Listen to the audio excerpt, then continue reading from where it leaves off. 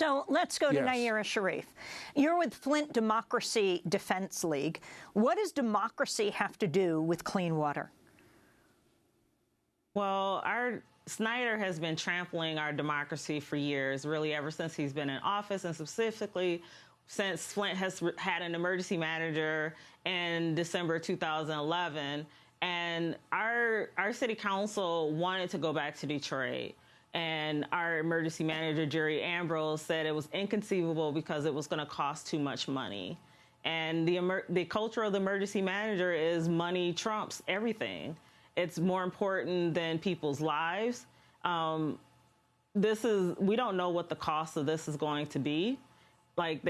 Karen Weaver said it was going to be $1.5 billion, but that's just the infrastructure. That's not the medical costs it's going to take for people to survive, through their lifetime of care. Now, when you say Karen Weaver, you mean the new mayor, the first woman mayor of Flint, who, as soon as she was elected, declared a state of emergency, which has brought the crisis of the Flint water supply to the attention of the nation. In December, she announced a state of emergency. She was yesterday standing with Governor Snyder. So right now, Nayyirah Sharif, do you have any confidence that the water is safe? And given that so much of the testing shows it isn't, that many children have been permanently damaged by the lead, lead poisoned, do people have access to clean water? How are they drinking? How are they bathing?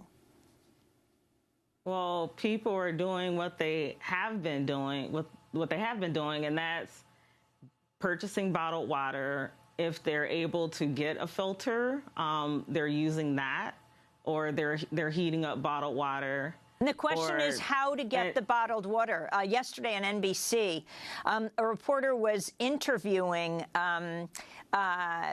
Reverend Bobby Jackson of the Mission of Hope shelter.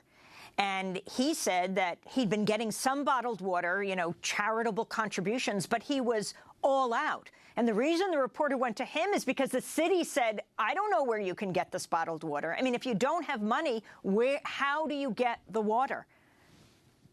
Well, actually, Pastor Bobby Jackson, the Flint Democracy Defense League has Pastor Bobby Jackson as emergency relief site. And we actually started it because people they did not have access to water. Their water was shut off because we pay one of the highest rates in the nation. And it's totally there are no really relief sites. It's all charitable contributions. And as volunteers, we really don't have the capacity, and we don't have the space or warehouses or forklifts. Even though now we have a lot of interest in people wanting to send us water, but we're all kind of volunteers, so we don't really have a space to store 500, 600 cases of water. And hopefully with this state of emergency resources, we can have, the first responders step up with that. But it's all been people just kind of doing it all on their own. Now, there's just been announced a federal investigation into what has taken place here. About the same day when Governor Snyder learned this, he announced a state of emergency.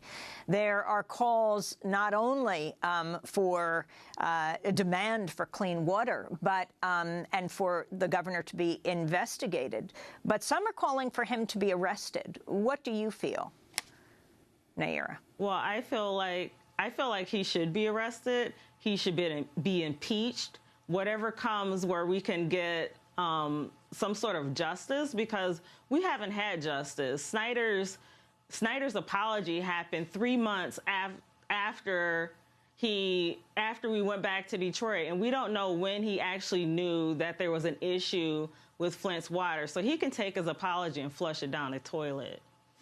Just 2 weeks ago, on December 22nd, Brad Werfel, a spokesman for the Michigan Department of Environmental Quality, MDEQ, was presented with documents acquired by Virginia Tech's Mark Edwards and denied the connection between Flint's water and high blood lead levels. This is Werfel speaking by phone to a reporter with Flint's NBC affiliate.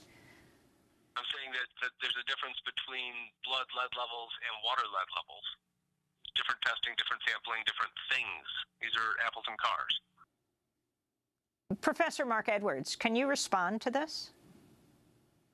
Well, it was really shocking after all that occurred to hear Mr. Werfel say that. So, I hope he was taken out of context. But on the other hand, it does sort of illustrate the state's sort of illogic throughout this whole event, especially this small cadre of MDEQ employees who have misled really everyone, including as a result of that email that was sent, the state did a quick assessment of what was occurring in the blood lead of Flint's children, and they found increased levels after the switch, but they didn't believe the results because, at least according to my interpretation, MDEQ was insisting that there was nothing wrong with the water. So this small group of employees has really tried to head off every effort to protect Flint's children, whether it came from outside or inside the state government. Mark Edwards, what needs to be done to clean the water right now? How can people feel that the water they're getting is safe? Flint is reconnected to Detroit's water supply now. Yes, and so, the harm that was done to Flint's children and to their pipe system really cannot be undone. I think everything that has been done recently to reduce the corrosivity of water is what needs to be done. It's not until, however, Flint passes a federal lead and copper rule sampling that actually follows the law. The last two sampling events broke the law in many different ways. That's another thing that allowed the state to say the water was safe when it wasn't. And until that happened, no one can really assess the safety of Flint's water. Our position is that until they pass a legal lead and copper rule monitoring round, the water has to be assumed unsafe. And Naira, what does the state of emergency mean that the governor of Michigan has declared? Well, right now, the state is taking the lead on this, and in many ways it feels somewhat abusive because the state was responsible for the injury to Flint's residents, and now we have to go to our abuser for treatment. So while I hope that, at some point very quickly the federal government can intervene, residents in Flint, we have no trust with the state. I want to thank you all for being with us. Of course, we'll continue to follow the story. Naira Sharif of the Flint Democracy Defense League joining us from Detroit, Kurt Guyette of the ACLU of Michigan, an independent reporter, and Mark Edwards of Virginia Tech. Thanks so much. This is Democracy Now! When we come back, stunning developments in Guatemala. Stay with us.